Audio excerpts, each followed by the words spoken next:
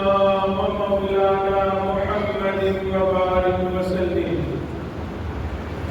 اللهم صل على سيدنا ومولانا محمد وعلى آل سيدنا ومولانا محمد وبارك وسلم. اللهم صل على سيدنا ومولانا محمد وعلى آل سيدنا ومولانا محمد وبارك وسلم. اللہ رب العزت کی ذات مغیر الاحوال ہے اور بندے متغیر الاحوال ہے. انسانوں کے حالات بدلتے رہتے ہیں. کبھی اچھے حالات ہوتے ہیں، کبھی برے حالات ہوتے ہیں.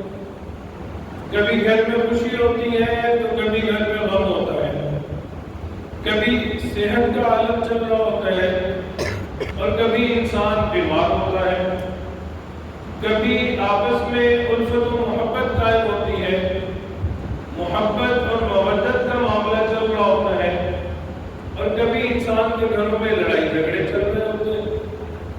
کبھی انسان خوب کاروبار کر رہا ہوتا ہے، مال کی فراوانی ہوتی ہے، اور کبھی انسان کا یہ حال ہوتا ہے کہ قرض دار ہوتا ہے، قرضوں میں ڈوبا ہوتا ہے. اب سوال یہ پیدا ہوتا ہے کہ حالات کیوں خراب ہوتے ہیں؟ ان کے پیچھے کیا حکمت کار فرما ہے؟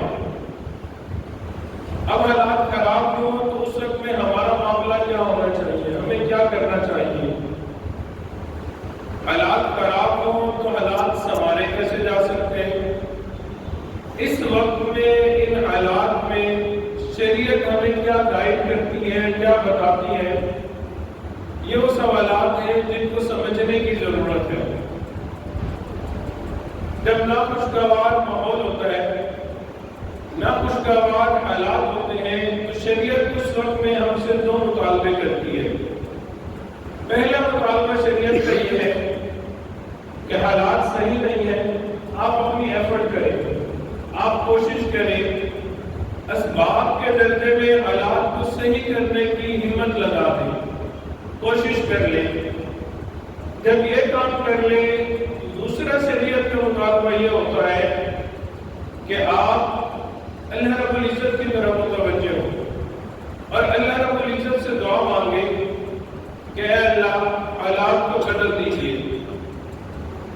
اب پہلا مطالبہ تو یہ ہے کہ بندہ بیمار ہے، اس کو چاہیے کہ ڈاکٹر کے پاس جائے، ڈاکٹر کو چیک اپ کروائے، ڈاکٹر میڈیسن دے گا، وہ دوائی خریدے اور ٹائملی مینر کے ساتھ اس دوائی کو استعمال کرے.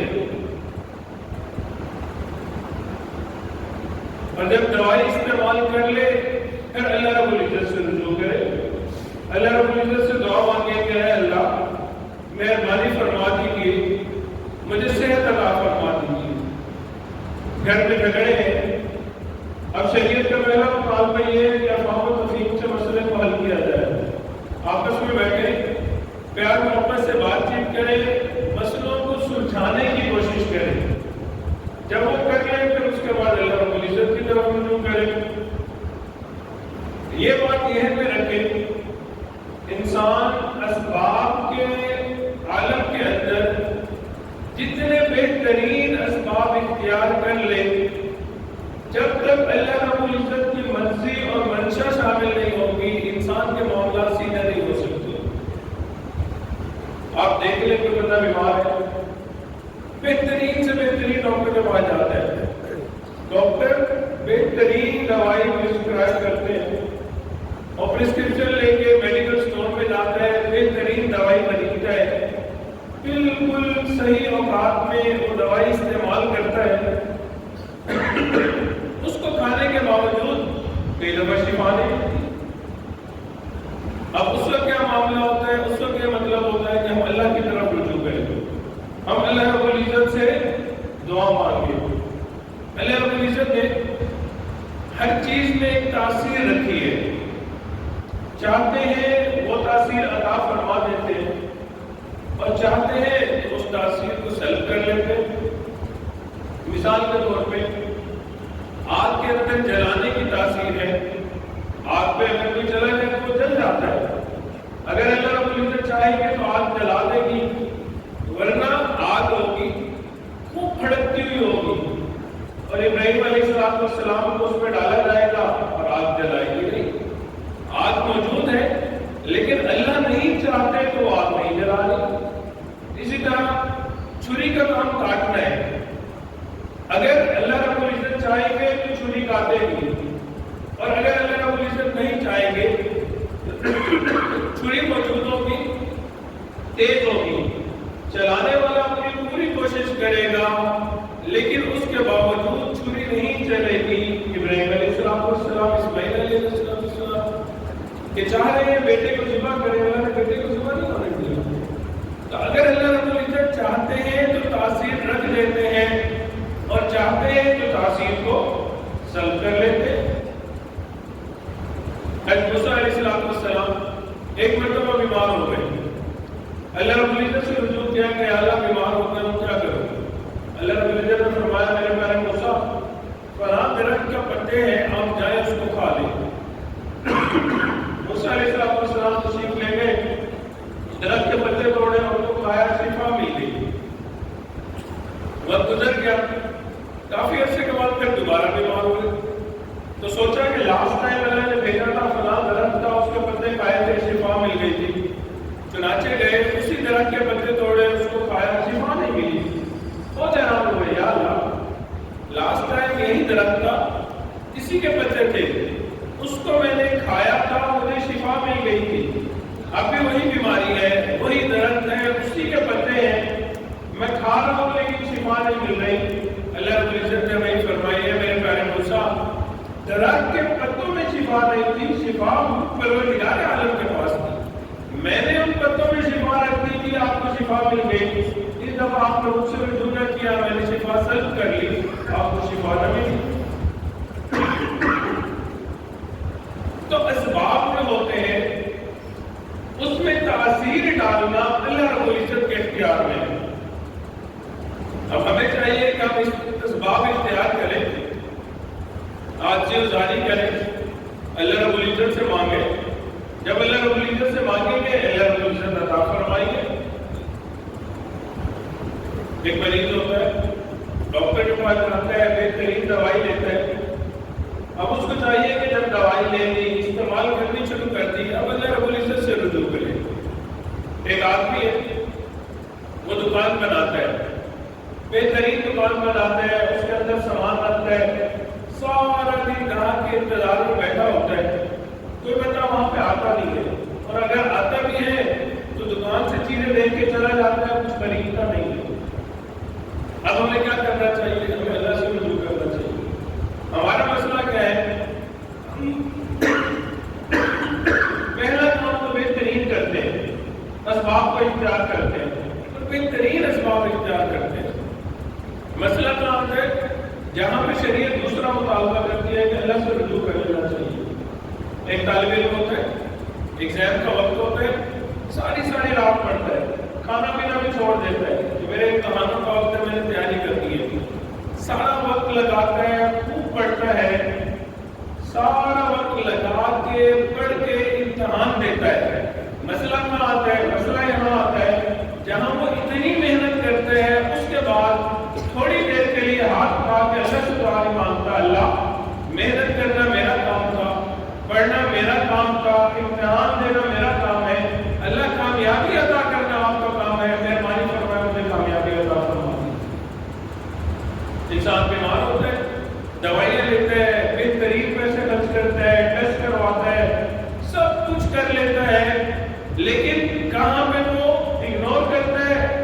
جہاں پہ وہ سب کچھ کرنے کے باوجود اللہ رب العزت سے ضرورت نہیں کرتا۔ اے اللہ، ڈاکٹر کے پاس جانا میرا کام تھا، دوائی لینا میرا کام تھا، وقت پہ دوائی کو استعمال کرنا میرا کام تھا، اللہ شفا دینا آپ کا کام ہے، مہربانی فرمائیے مجھے شفا عطا فرما دیجیے۔ انسان جاب کرتا ہے، دکان پر آتا ہے، بزنس کرتا ہے، اے اللہ بزنس کرنا میرا کام تھا، بہترین سامان رکھنا میرا کام تھا، سارا دن لوگوں کا انتظار کرنا میرا کام تھا، بہترین چیز پرووائڈ کرنا میرا کام تھا، اللہ روزی عطا کرنا آپ کا کام ہے، مہربانی فرمائے مجھے روزی عطا فرمائے۔ یہ جو اللہ سے مانگنا ہوتا ہے ہم یہ کام نہیں کرتے.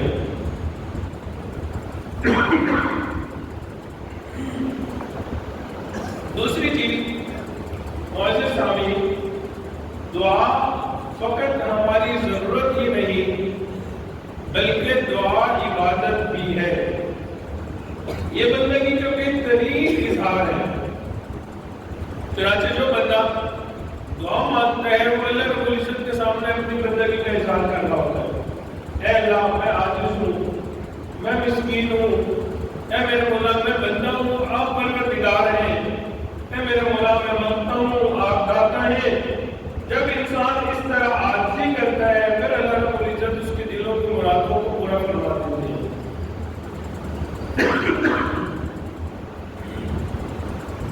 آپ نے دیکھا ہوگا اس دنیا کے اندر انسان ایک بندے سے ایک دفعہ مانگتا ہے وہ دے دیتا ہے، دوسری دفعہ مانگتا ہے وہ دے دیتا ہے، تیسری دفعہ کوئی چیز مانگے نا وہ کرنے کا نظر آ جاتا ہے، اور چوتھی دفعہ تو ملتا ہی نہیں ہے کہ یار یہ تو ہر وقت مانگتا ہی رہتا ہے، اس کا کام ہی مانگتا ہے.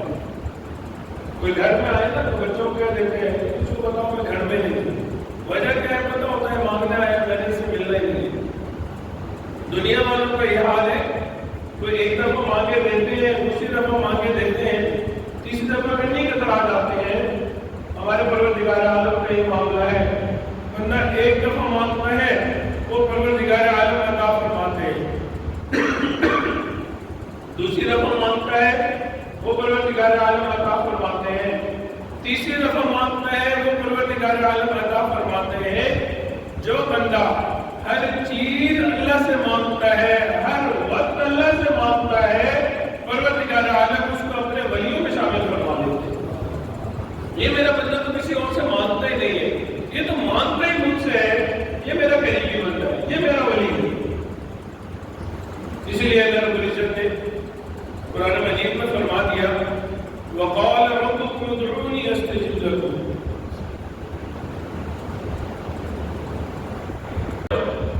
تم مجھ سے دعا مانگو میں تمہاری دعائیں قبول کروں گا. پھر آگے فرمایا إِنَّ الَّذِينَ يَسْتَكْبِرُونَ عَنْ عِبَادَتِي سَيَدْخُلُونَ جَهَنَّمَ دَاخِرِينَ. جو لوگ میری عبادت سے تکبر کرتے ہیں، دعا نہیں مانگتے ہیں، انقریب کو جہنم میں جانے والے ہیں. اعراض کرتے ہیں، وہ بڑے بڑے ملتے ہیں، وہ انا دکھاتے ہیں.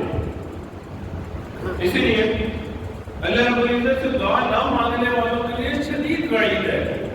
تو ہمیں چاہیے کہ ہم اللہ رب العزت سے دعا مانگا کریں. ہم نے اس دنیا میں دیکھا کہ اللہ رب العزت سے جو بندہ دعا مانگتا ہے اس کی دعا قبول بھی ہوتی ہے.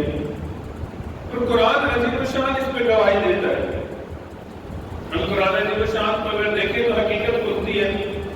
حضرت آدم علیہ السلام نے ندامت میں، پشیمانی میں اللہ رب العزت کو پکارا، اللہ رب العزت کو غفار ستار پایا. حضرت نوح علیہ السلام نے مظلومیت میں اللہ رب العزت کو پکارا، اللہ رب العزت کو مشکل کشا پایا. حضرت یونس علیہ السلام نے مچھلی کے پیٹ میں پروردگار عالم کو پکارا، اللہ رب العزت کو مشکل کشا پایا. ایوب علیہ السلام نے بیماری کے عالم میں اللہ رب العزت کو پکارا، اللہ رب العزت کو شافی الامراض پایا. حضرت ابراہیم علیہ السلام نے نمرود کی آگ میں اللہ رب العزت کو پکارا، اپنے رب کو مشکل کشا پایا. حضرت سارہ علیہ السلام نے ظالم اور جابر حکمران کے سامنے اللہ رب العزت کو پکارا، اللہ رب العزت کو اپنا محافظ اور نگہبان پایا. حضرت حاجرہ علیہ السلام نے مکہ کی سگلاب وادی میں بوادی غیر زرع اس میں اللہ رب العزت کو پکارا، اللہ رب العزت کو حاجت روا پایا. حضرت یوسف علیہ السلام نے جیل کے اندر سے اپنے پروردگار کو پکارا، اپنے پروردگار کو حاجت روا پایا. حضور علیہ السلام نے بدر و حنین میں اپنے پروردگار کو پکارا، اپنے پروردگار کو حامی و مددگار پایا. حضور علیہ السلام کے صحابہ نے افریقہ کے جنگلوں میں درندوں سے بچنے کے لیے اپنے پروردگار کو پکارا، اس رب کو اپنا محافظ و نگہبان پایا. تو معزز سامعین، جس شخص نے جب بھی اللہ رب العزت کو پکارا، اللہ رب العزت کو ہمیشہ حاجت روا پایا۔ مسئلہ کیا ہے؟ ہم لوگ پکارتے نہیں ہیں، ہم اللہ رب العزت سے مانگتے نہیں ہیں۔ اور یہ بھی ایک مزے کی بات آپ کو بتاؤں، یہ جو دعا مانگنا ہے یہ صرف ہماری ضرورت نہیں ہے، یہ دعا مانگنا ایک عبادت بھی ہے۔ ہم لوگ سمجھتے ہیں کہ ہماری ضرورت ہے تو ہم دعا مانگیں، نہیں۔ ہم لوگ نماز پڑھتے ہیں، 5 منٹ نماز پڑھ رہے ہیں، 10 منٹ نماز پڑھ رہے ہیں، ہمیں پتہ ہے کہ ہم نماز پڑھ رہے ہیں، ہمیں ثواب مل رہا ہے۔ کوئی بندہ حج کر رہا ہے، حج کے دوران اس کو پتہ ہے کہ حج کر رہا ہوں مجھے ثواب مل رہا ہے۔ دعا مانگتے ہیں تو ہم سمجھتے ہیں کہ ہم اللہ سے مانگ رہے ہیں، اس پہ ثواب نہیں مل رہا، نہیں۔ دعا عین عبادت ہے، فرمایا دعا عبادت۔ تو جب ہم دعا مانگ رہے ہوتے ہیں 5 منٹ، 10 منٹ، 15 منٹ، اس دوران ہمیں عبادت کا ثواب مل رہا ہوتا ہے۔ ایک اور جگہ فرمایا دعا مخل عبادت، دعا عبادت کا مغز ہوا کرتی ہے۔ تو ہمیں یہ سمجھنا چاہیے کہ جتنا وقت ہم اللہ رب العزت سے دعا مانگیں گے اتنا وقت اللہ رب العزت ہمیں عبادت کا اجر عطا فرمائیں گے۔ ایک مزے کی اور بات کی ہے، انسان اس دنیا کے اندر عبادت کرتا ہے، معاف کیجیے کہ میرا گلا تھوڑا سا خراب ہے، اس کی وجہ سے اگر وہ عبادت دنیاوی مقاصد کے لیے ہو تو انسان کا حساب کتاب ہوگا۔ انسان دنیا کے اندر نماز پڑھ رہا ہے، نفل پڑھ رہا ہے، مقصد دنیا ہے، حاجت کے نفل پڑھ رہا ہے، سوال جواب ہوگا۔ حج کرتا ہے، عمرہ کرتا ہے، دنیاوی نیت سے کرتا ہے، سوال جواب ہوگا۔ کوئی بھی کام دنیاوی نیت سے کرے گا اس کا انسان کا مواخذہ ہوگا۔ دعا ایک ایسی عبادت ہے، انسان خالصتاً دنیا کے لیے مانگے۔ انسان دعا مانگتا ہے اللہ میری بیٹی کا رشتہ ہو جائے، اللہ میرے کاروبار میں برکت ہو جائے، اللہ مجھے رزق عطا فرما دے، اے میرے مولا یہ میرا مسئلہ پھنسا ہوا یہ حل ہو جائے۔ بالکل دنیاوی دعا بھی مانگ رہا ہے انسان، اس پہ بھی انسان کو اجر و بدلہ عطا فرمایا جائے۔ تو ہم لوگ جب دعا مانگتے ہیں تو یہ سمجھیں کہ اللہ رب العزت ہمیں اس پہ اجر و بدلہ عطا فرماتے ہیں۔ اب دعائیں قبول کیوں نہیں ہوتی؟ وہ سارے ساتھی بیٹھے ہو کے کہیں گے کہ ہم دعا مانگتے ہیں ہماری دعائیں قبول نہیں ہوتی۔ آپ کہہ رہے ہیں اللہ دعا قبول کرتا ہے، ہم مانگ کے کرتے ہیں ہماری دعا قبول نہیں ہوتی۔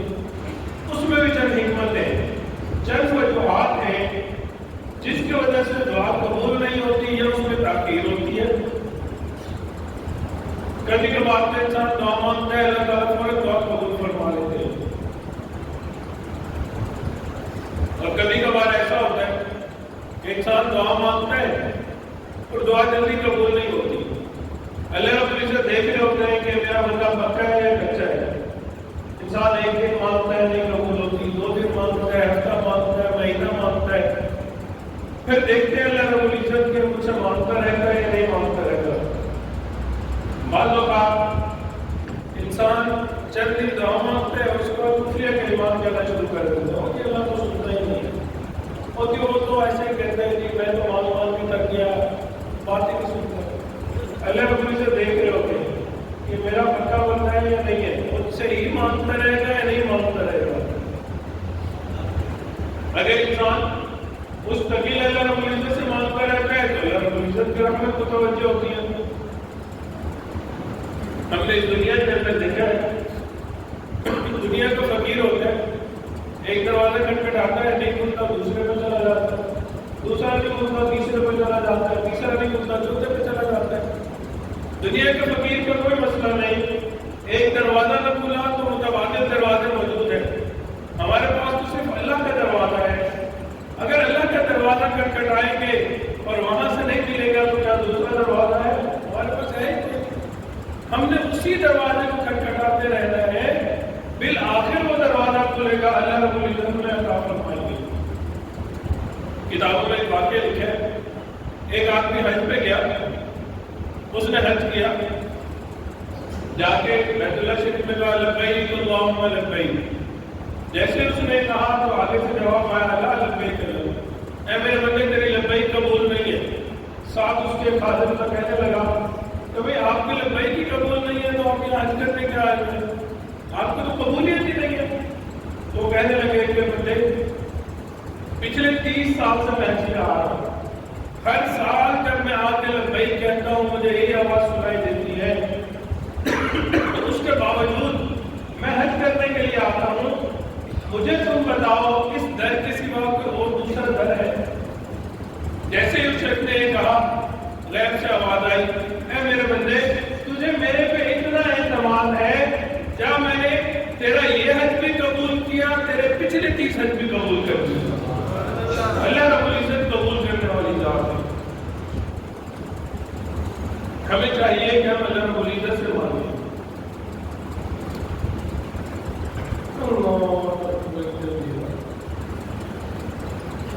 اچھا دعا قبول نہ ہونے کی دوسری وجہ ایک شیطانی دھوکہ ہوتا ہے. بعض اوقات انسان دعا مانگ رہا ہوتا ہے, شیطان انسان کہتا ہے کہ تو اتنا گناہگار ہے اتنا خطاکار ہے تیری تو دعائیں قبول نہیں ہوتی تو کیوں دعا مانگ رہا ہے؟ اس انسان دعا ہی مانگتا. یہ کئی دفعہ دعا کے لیے ہاتھ اٹھاتا ہے دل میں یقین ہوتا ہے کہ دعا قبول کوئی نہیں ہونی. شیطان انسان کو دھوکہ دیتا ہے. وجہ کیا ہے؟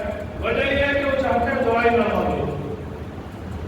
ایسے موقع پہ انسان کے دل میں جیسے ہی آئے گا کہ میں دعا مانگ رہا ہوں لیکن میں تو بڑا گناہگار ہوں, پتہ نہیں کہ اللہ تعالیٰ سنیں گے یا نہیں سنیں گے, پتہ نہیں دعا قبول ہوگی یا نہیں ہوگی, فوراً شیطان کو جواب دینا چاہیے کہ اے میرے وقت جب اللہ رب العزت نے تجھے سجدے کا حکم دیا تھا اسجد لآدم فسجدوا الا ابلیس, فرشتوں نے سجدے کیا اور تو نے نہ کیا, تو جب اللہ رب العزت کا تو نے حکم نہ مانا اس وقت جب اللہ رب العزت جلال میں تھے اللہ رب العزت نے فرمایا یہاں سے دفع دور ہو جا میرے دربار سے نکل جا. اس وقت اے جلال کے عالم میں اے شیطان تو نے اللہ کو کہا تھا ربی انزلنی الی یوم یبعثون, اللہ مجھے قیامت تک کی مہلت دے دے.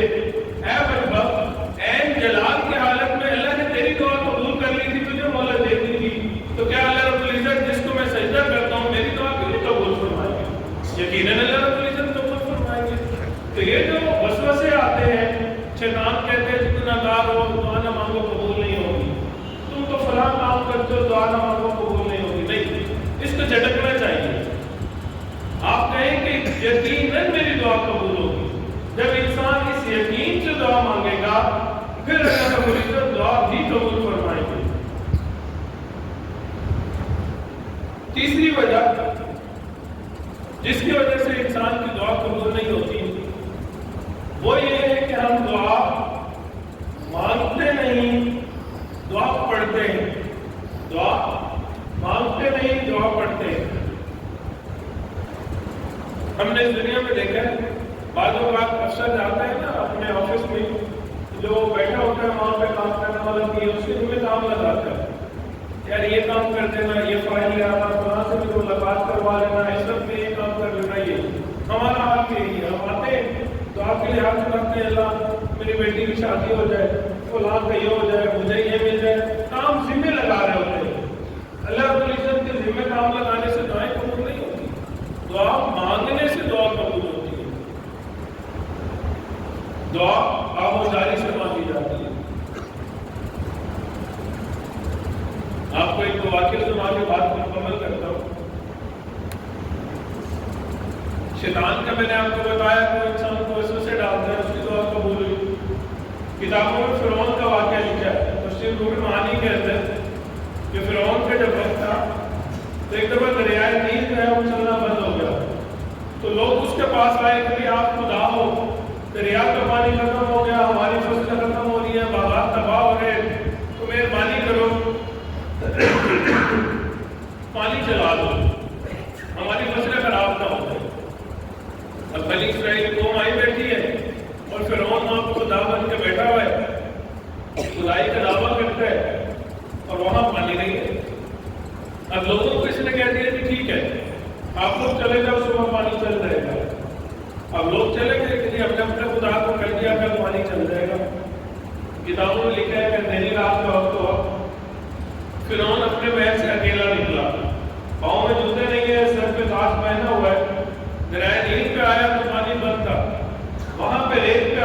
نے اپنا جو کراؤن تھا وہ اٹھا کے ایک سائڈ پہ رکھا، سجدے میں چلا گیا، اللہ سے دعا مانگنے لگا، اے پروردگار عالم، میں جانتا ہوں کہ میں رب نہیں ہوں، آپ پروردگار ہیں، یہ لوگ مجھے سجدہ کرتے ہیں، ان کے سامنے میں دعویٰ کرتا ہوں اللہ ربکم الاعلیٰ کا، حقیقت یہ ہے آپ پروردگار ہیں، میں بنتا ہوں، اللہ آج تک تو نے لوگوں کے سامنے میرا ایک پول نہیں کھولا، اے میرے مولا میں آج بھی دعا مانگتا ہوں کہ اللہ میری عزت رکھ لے، دریائے نیل کا پانی چل جائے۔ کتابوں میں لکھا ہے سجدے سے بھی اس نے سر نہیں اٹھایا تھا، اللہ رب العزت نے دریائے نیل کا پانی جاری فرما دیا۔ وہ فرعون جب اللہ ربکم الاعلیٰ کا دعویٰ کرتا ہے، خدائی کا دعویٰ کرتا ہے، اللہ رب العزت اگر اس کی دعا قبول فرما لیتے ہیں تو جو بندہ اللہ کے سامنے سجدے میں سر رکھ کے سبحان ربی الاعلیٰ کہتا ہے، اللہ کو وحدہ لا شریک مانتا ہے،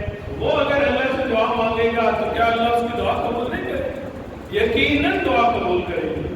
تو ہمیں یقین ہونا چاہیے کہ ہم دعا مانگتے ہیں، اللہ رب العزت ہماری دعائیں قبول فرماتے ہیں۔ پھر میں نے آپ کو بتایا تھا کہ ہم لوگ کام ذمہ لگاتے ہیں، کام ذمہ لگانے سے نہیں ہوتا، دعا عاجزی اور ذاری سے قبول ہوتی ہے۔ جب انسان کی آنکھوں سے آنسو نکلتے ہیں پھر اللہ رب العزت دعاؤں کو قبول فرماتے ہیں۔ کتابوں میں واقعہ لکھے کہ ایک اللہ والے تھے، ان کے پاس لوگ آیا کرتے تھے اور آ کے اپنی امانتیں رکھوا دیا کرتے تھے۔ اب وہ کیا کرتے تھے، وہ جو پیسے وغیرہ قرضے کے طور پہ لے لیتے تھے اور پھر اس کو اللہ کے راستے میں خرچ کر دیا کرتے تھے۔ اب بہت سارے لوگ آ گئے، بہت سارے پیسے ہو گئے، انہوں نے اللہ کے راستے میں خرچ کر دیے۔ ایک دن وہ لوگ اکٹھے ہو گئے، انہوں نے کہا کہ جی ہمیں ہمارے پیسے واپس چاہیے۔ اب قرض دار بہت سارے اور ان کے پاس کچھ تھا نہیں، انہوں نے اللہ کے راستے میں لگا دیا تھا۔ اب وہ بیٹھک ہے، اس میں لوگ آ رہے ہیں، بیٹھے ہوئے ہیں، وہ ڈیمانڈ کر رہے ہیں اور ایک خاموش بیٹھے رہے۔ اتنے میں باہر ایک بچے کی آواز سنائی دی، تو وہاں کوئی مٹھائی جو ہے وہ بیچ رہا تھا۔ اللہ والے نے اس کو اندر بلایا اور اس کو کہا کہ مٹھائی سب میں بانٹ دو۔ سب لوگوں نے وہ مٹھائی کھا لی۔ اب وہ بچہ دیکھنے لگا کہ مجھے پیسے دیں گے۔ جب اس نے پیسے مانگے تو انہوں نے کہا کہ یہ بھی مانگنے والے بیٹھے ہیں اور اب آپ بھی مانگ رہے ہو اور میرے پاس تو پہلے ہی پیسے نہیں تھے، آپ بھی ان کے ساتھ بیٹھ کر۔ اب وہ چھوٹا بچہ تھا، وہ بیٹھ گیا، سوچنے لگا کہ میری مٹھائی تو ساری چلی گئی، یہ لوگ کھا گئے، پیسے مجھے ملے نہیں، جس سے میں لے کے آیا تھا اس کو جا کے میرے پیسے دینے تھے، پھر مجھے کچھ پیسے بچتے، میں نے گھر لے کے جانا تھے، میری امی کو پیسے دینے تھے، کچھ گھر کا کام کاروبار چلتا، بہن کی اسکول کی کوئی فیس وغیرہ دینی تھی۔ اب اس نے سوچنا شروع کیا تو پریشان ہونا شروع ہوا۔ تھوڑی دیر گزری، اس بچے نے رونا شروع کر دیا۔ اب اس کی آنکھوں سے آنسو جاری ہیں، رو رہے ہیں کہ میرا کیا بنے گا، امی کیا کہیں گی، گھر میں کھانا کیسے آئے گا، آپ میرے پیسے دے دیں۔ اب جب اس نے رونا شروع کیا، تھوڑی دیر گزری کہ اتنے میں ایک بندہ آیا، اس کے ہاتھ میں بہت سارے پیسے تھے، اس نے آ کے ان جو نیک اللہ کے ولی تھے ان کو اپنی طرف سے ہدیہ دیا کہ یہ میری طرف سے آپ کے لیے ہدیہ ہے، آپ رکھ لیں۔ انہوں نے اس کو کھولا، جتنے قرض دار بیٹھے ہوئے تھے ان کے پیسے بھی دیے اور اس بچے کو بھی پیسے دیے اور سب لوگ خوش ہو کے چلے گئے۔ اب جب سب چلے گئے تو جو خادم تھا اس نے پوچھا کہ حضرت سمجھ نہیں آئی آج آپ نے کیا معاملہ کیا، پہلے اتنے لوگ قرض مانگنے کے لیے بیٹھے ہوئے تھے، انتظار میں تھے اور آپ کے پاس پیسے نہیں تھے، اوپر سے آپ نے اس بچے کی مٹھائی لی اور سب کو کھلا دی، اس کو بھی بٹھا دیا اور وہ روتا رہا۔ تو حضرت نے فرمایا کہ دیکھو سب لوگ مانگنے کے لیے آئے ہوئے تھے لیکن سب خاموش بیٹھے تھے اور سب ڈیمانڈ کر رہے تھے، کسی کی آنکھوں میں آہوازاری نظر نہیں آ رہی تھی۔ جب چھوٹے بچے کی آواز سنائی دی تو مجھے فوراً احساس ہوا کہ یہ چھوٹا بچہ ہے، اگر اس سے کچھ لیا جائے گا اور واپس دینے کے لیے کچھ نہیں ہوگا تو اس کی آنکھوں سے آنسو جاری ہو جائیں گے۔ جس شخص کی آنکھوں سے آنسو جاری ہوتے ہیں اللہ رب العزت کو اس پہ ترس آ جایا کرتا ہے۔ چنانچہ جیسے ہی اس بچے نے رونا شروع کیا اللہ رب العزت نے محسوس ارینجمنٹ کر دی۔ حقیقت یہی ہے معزز سامعین، ہم لوگ اللہ رب العزت سے دعا مانگتے نہیں ہیں، اللہ کے ذمہ کام لگاتے ہیں۔ جس دن ہم آہوازاری کے ساتھ، آنسوؤں کے ساتھ اللہ سے مانگنا شروع کریں گے اللہ رب العزت ہمیں عطا فرما دے گا۔